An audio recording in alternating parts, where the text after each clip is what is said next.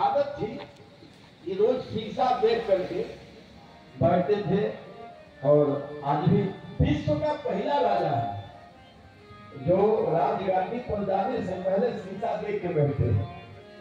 और एक संदेश है कि हमको भी शीशा देखना चाहिए। अगर नारद जी शीशा देख लिए होते तो सभा में बेइज्जती नहीं होती, लेकिन संयोग से शीशा नहीं देखे। फौजी के दिन हरि सुंदर सहाई कूट कर रही नारद ही सुनाई, तो हो गया शीशा। और आपका अगल बगल का व्यक्ति मजाक में झूठ बोल सकता है, लेकिन शीशा ऐसा निरपेक्ष है वो कभी झूठ नहीं बोलेगा।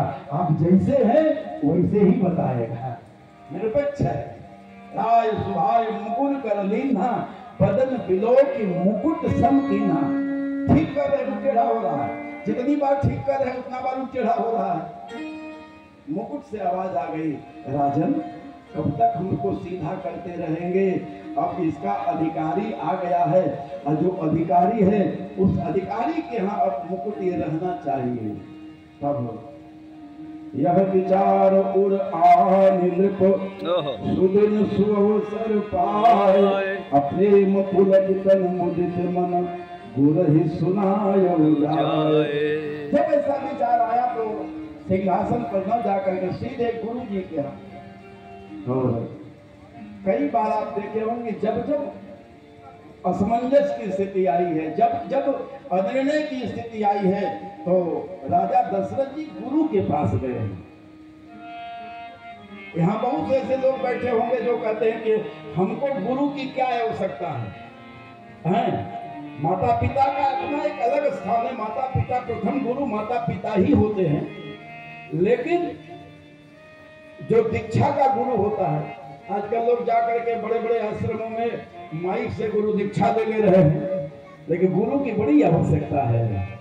गुरु आपके जब जब कभी कभी जब जब भी संकट आएगा, जब जब स्थिति आएगी, उसमें गुरु ही संभालेगा। बहुत लोग 40, 50 साल, 60 साल, 70 साल पार कर गए हैं, लेकिन गुरु दीक्षा अभी तक नहीं लिए हैं। लेंगे महाराज जी, अभी टाइम नहीं आया है, बाद में लेंगे। अरे एक क्षण का क्षणार्धम नैव जानामि विधाता किम करिष्यति। एक क्षण का पता नहीं है कब आप दीक्षा लेंगे।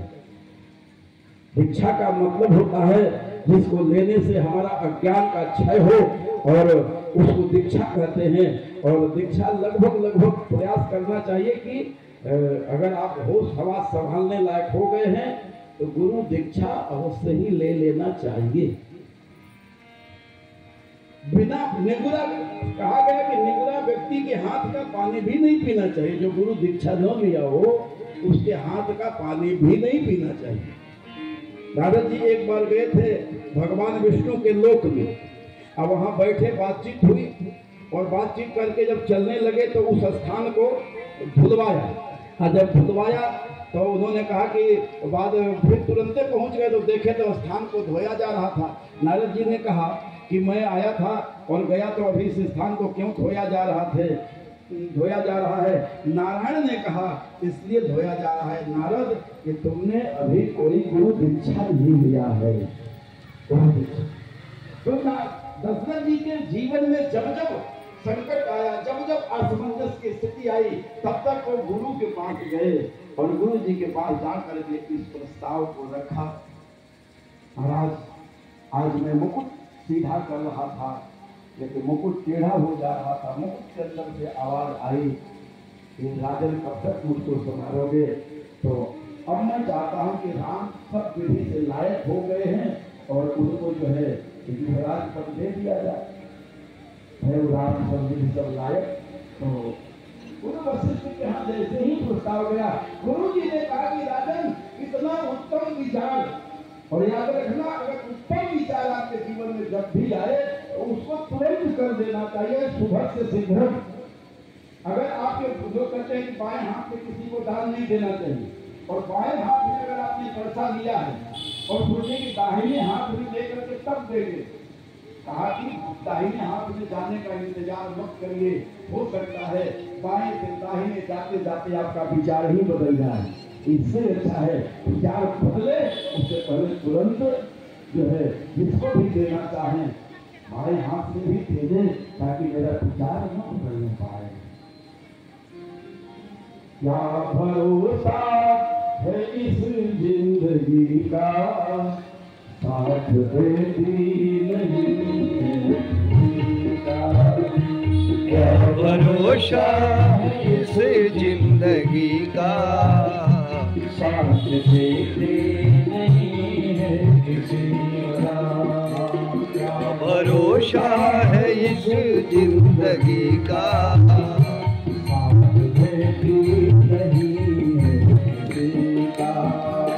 क्या भरोसा है इस जिंदगी का, साथ देती नहीं है किसी का।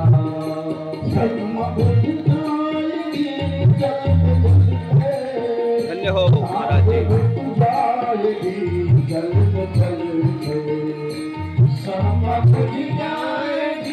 जलते जलते सांस रुक जाएगी, चलते चलते सब निकल जाएगा आदमी का, सब निकल जाएगा आदमी का।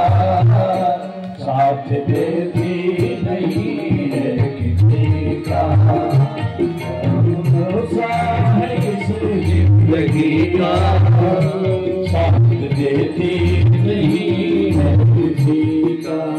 इसका भरोसा नहीं है, इसलिए जितना जल्दी हो सके शुभ कार्य उसको हम टालना नहीं चाहिए, अशुभ काम को टालना चाहिए। भाई भाई में झगड़ा हो गया, बंटवारे होने की स्थिति आई, अच्छा भैया हम लोग बांटेंगे, लेकिन ऐसा करते हैं ना कि चैत का महीना चल रहा है, 2 महीना बीत जाने दो, आषाढ़ में हम लोग बांटेंगे। 2-3 महीना टाल दो, हो सकता है दोनों में से किसी का विचार बदल जाए, टाल दो। आषाढ़ आ जाए कोई ना कोई बहाना बना दो, अच्छा भैया तो आषाढ़ आ गया, खेती कहाँ तुम अलग करोगे, हम कहाँ अलग करेंगे। और ऐसा करते हैं ना कि खेती इस बार एक साथ कर लेते हैं, अगहन आएगा तो देखा जाएगा। गलत काम को हमेशा टालिए और शुभ काम को। राजा दशरथ जी ने कहा बेगी विलंबन करी अनुप, साजिय सबुई समाज, असुदिन सुमंगल तब ही जब, राम हो ही जुबराज, बेगी विलंबन करी अनुप। अयोध्या में राम मंदिर बन रहा था तो कई पंडित, कई पुजारी, कई तरह के लोग ये मुहूर्त नहीं है तो ये नहीं है तो वो नहीं है, ये गलत बताया गया। कुछ शंकराचार्यों का भी विवादास्पद टिप्पणी उस समय आई। 500 वर्ष से भगवान श्री राम टेंट में रह रहे थे, उस समय किसी ने मुहूर्त नहीं देखा कि किस मुहूर्त में टेंट में गए हैं। बाबरी राम मंदिर तोड़ करके बाबरी मस्जिद बना दी गई, उस समय किसी ने मुहूर्त नहीं देखा किस मुहूर्त में मंदिर तोड़ा गया। और 500 वर्ष के बाद भारत को एक खुशहाली मिली तो मुहूर्त देखने लगे, ये मुहूर्त में नहीं बना है। अरे तुम अपना मुहूर्त देखो कि तुम्हारे मुहूर्तों को किस मुहूर्त में होगी, क्या मुहूर्त देखना है। सुदिन सुमंगल तब ही जब, राम हो ही युवराज। वही सुदिन है, वही सुमंगल है, वही शुभ दिन है हमारे लिए, जिस दिन हमको राम मंदिर मिल जाए, हमको राम कथा मिल जाए, तो भारतवर्ष में राम राज्य की स्थापना हो जाए। वही सबसे बड़ा शुभ मुहूर्त है, वही शुभ दिन है, वही शुभ घड़ी है, उससे ज्यादा शुभ कुछ नहीं है। विलंबन करी अनुप। आए दशरथ जी और मंत्रियों का बैठक बुला करके मंत्रिमंडल में तुरंत यह प्रस्ताव पारित किया।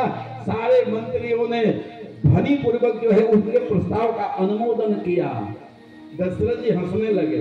दशरथ जी ने कहा अच्छा बताओ हमारे मंत्रिमंडल के साथियों, हमने तो ऐसे ही साधारण तौर पर एक प्रस्ताव लाया और आप लोगों ने कोई अपना विचार नहीं रखा। राम को युवराज बनाना है, राजा बनाना है, तो सर्वों ध्वनि मत से पारित कर दिए। क्या मैं ठीक राजा नहीं था? क्या मैं आप लोगों का पालन ठीक से नहीं किया? क्या राज्य को ठीक से नहीं चलाया? सबने कहा महाराज आप जैसा राजा भूतो न भविष्यति, आप जैसा कौन राजा होगा? तो कहा तब किसी ने विरोध नहीं किया, सबने ध्वनि मत से प्रस्ताव पारित कर दिया। तो मंत्रिमंडल से आवाज आई महाराज आप शासक राजा हैं और राम पालक राजा बनेंगे। राम जो है प्रजा का पालन करने वाले राजा बनेंगे। हुआ था एक राजा अपने राज्य को बहुत बढ़िया से चला रहा था। कहीं से सकल दोष छल वर्जित प्रीति, कहीं से कोई दिक्कत नहीं थी, सारी प्रजा सुखी थी। सब लोग सुखारी, सारी प्रजा सुखी थी।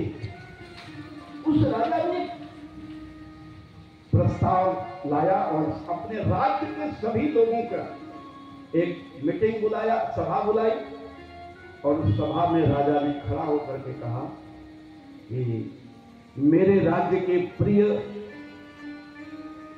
वासियों, हम एक आपसे प्रस्ताव रखते हैं कि बताइए आपने मेरे दादा का राज देखा, मेरे पिता का राज देखा, अब मैं राजा हूं। बताइए तीनों राज्य में अंतर क्या है? अब कौन बोले, क्योंकि राजा सबको सुखी किया था, सबको जो है सुविधा दे रखा था, किसी को कोई किसी भी प्रकार की कमी नहीं थी। वहां एक 90-95 वर्ष का एक बूढ़ा आदमी सबसे पीछे दीवार पर लाठी का टेक लगा करके और बैठ नहीं पाता था, किसी तरह से बैठा था और सबसे लंबा था। तो उसने हाथ उठाया, उठा नहीं जा रहा था, तो 2-3 लोग मिल करके उसको उठाए और उठाने के बाद लाठी का टेक लगा करके वो खड़ा हुआ। कहा कि राजा मैं कुछ कहूं? कहा कि हाँ। कहा कि आप मुझे दंड तो नहीं देंगे ना? कहा कि नहीं दादाजी, अरे आप मेरे दादाजी की उम्र के हैं, उस समय के हैं, और आपको मैं दंड क्यों दूंगा? आप बताएंगे कि मेरे राज्य में और मेरे पिता के राज्य में, मेरे दादा के राज्य में क्या अंतर है, तो मैं आप पर प्रसन्न रहूंगा, कोई दंड नहीं दूंगा। कहा कि आप हमको एकदम निर्भय कर दिए? कहा कि हाँ। तो कहा कि देखिए राजा, जब आपके दादाजी राजा थे उस समय मैं नौजवान था और मैं भेड़ बकरी चराने जाया करता था और जंगल में गया और बोले वृंदावन बिहारी लाल की जय। कुछ डाकू एक सुंदर स्त्री का जबरदस्ती जंगल में लेके जा रहे थे। उस एकदम नौजवान स्त्री सुंदर और उसके शरीर पर गहने लगे हुए थे। वो चिल्ला रही थी, आवाज मेरे कानों में पड़ी। मैं अकेले था, गया और जाने के बाद जो भी 4-6 लोग उसके साथ जबरदस्ती ले जा रहे थे जंगल में, मैं 7 को लाठी से मारा, 7 भग गए और रात्रि हो चुकी थी। जंगल और गांव वहां से मेरा काफी दूर था और मैं उस स्त्री को अपने घर लाया। मेरे घर में कोई नहीं था, मैं अकेला था। उस समय मेरे मन में कोई दुर्विचार नहीं आया। रात भर वो स्त्री, वो नौजवान थी, मैं भी नौजवान था उस समय, गहने से लदी थी। मैं चाहता तो मेरे बस में थी, मैं कुछ भी कर सकता था, उसके गहने ले सकता था, उसके साथ गलत व्यवहार कर सकता था, लेकिन उस समय मेरे मन में कोई गलत विचार आया ही नहीं आया। कहा कि उस समय उस स्त्री को मैं उसके घर पहुंचा दिया, जहां बताई जहां की थी। कहा कि जब आपके पिता का राज आया तो हमको वो बात याद आई और आपके पिता के राज्य में हमारे मन में यह विचार आया कि काश मैं उस स्त्री को जबरदस्ती तो नहीं करता, लेकिन उसका गहना तो ले सकता था। उसके सोने के कीमती गहने थे, जब आपके पिता का